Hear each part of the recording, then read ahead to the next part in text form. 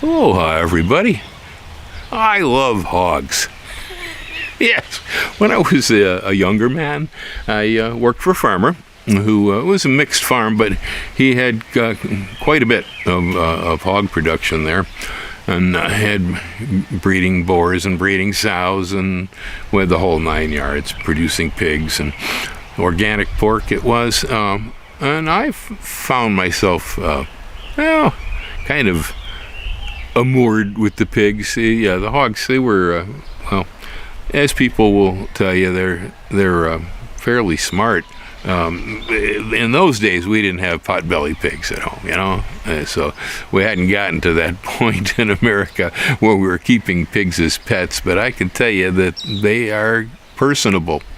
I always found it a little bit hard because we were raising them for food, and I have pig stories, funny things. I mean, we had a open farmyard where the loafing yard where deers and pigs would all hang out together there, and there was a great big steel grain bin full of shell corn right in the middle of that place, and I'd have to pull up there with a tractor and a wagon and get in with a big aluminum grain scoop and start shoveling grain out of that silo and throwing it into the wagon, because I was going to take it out and then put it in all the feeder bunks for the critters. And the pigs were again loose in there, and pigs would smell the corn and they'd go hog wild, and I'd have pigs trying to get inside and trying to get it out of my scoop and all that. And pigs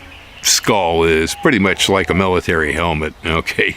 And I used to just take the aluminum grain scoop and bang right on top of the head when they got too pesty, and send them away with their skull ringing for a couple of minutes, but they'd be back looking for more, snorting. One day I'm out there, I'm shoveling away, and I'm looking this way, and all of a sudden, coming from the other direction, a hog comes, and its back is just a little bit higher off the ground than my inseam.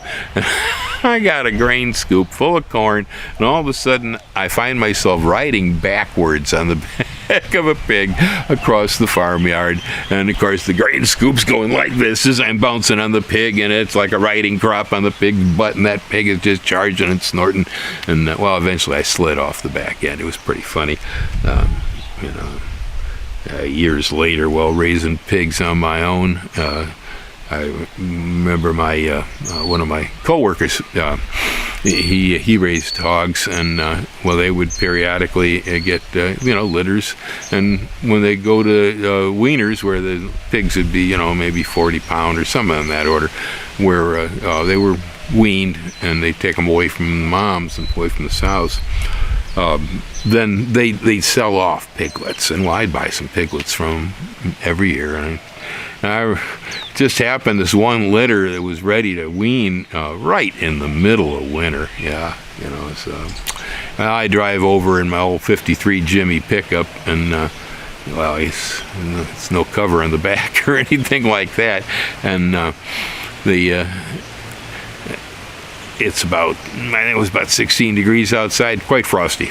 Yeah, inside the truck cab it was toasty. Yeah, the old heater worked real good in that Jimmy. But so Donnie says, "Well, what are you gonna do with the pig?" I guess I brought these gunny sacks. I was figuring I just stuff the little guy in the gunny sack there, tie him in, and throw him in the front seat by the heater, and take him home quickly. He says, "Really? Well, putting the pig in a gunny sack, interesting. I'd like to see that."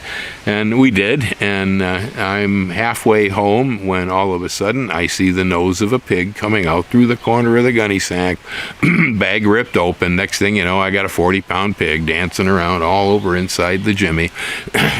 I just started singing to him. He calmed down, sat down next to the heater. Yeah. Anyway,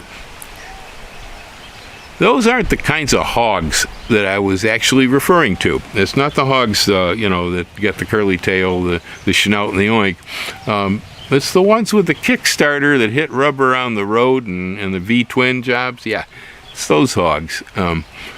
Neighbors over here ride quite a few Harley Davidson. I hear them going by the house all the time. I'm surprised that I haven't had to cut the camera for one rumbling by here today. They got builders over here that build some beautiful hogs. I mean, also, you know, parallel to Arlen Ness over there in California, some good stuff. They get their own style here, and of course, these guys like to ride them in flip-flops. Yeah, oh boy, I tell you, cutoffs and flip-flops. But yeah, I know almost all the bikes as they go by. I see them all the time. There's some really nice custom ones in here. But the other day, Ellen and I were sitting at the table, we're talking, and I hear a Harley Davidson coming, so I kind of picked my head up just to see which one of the neighbors it might be. Well, here come this guy on this brand spanking new hog, and he's yelling, "Yahoo! Yahoo! Yeehaw!" And he's riding down the road.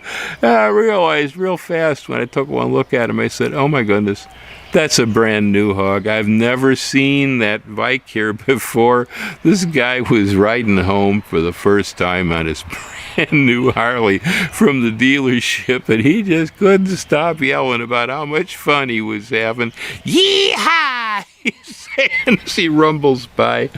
It was pretty hysterical. I love hogs. Yeah. Little hog.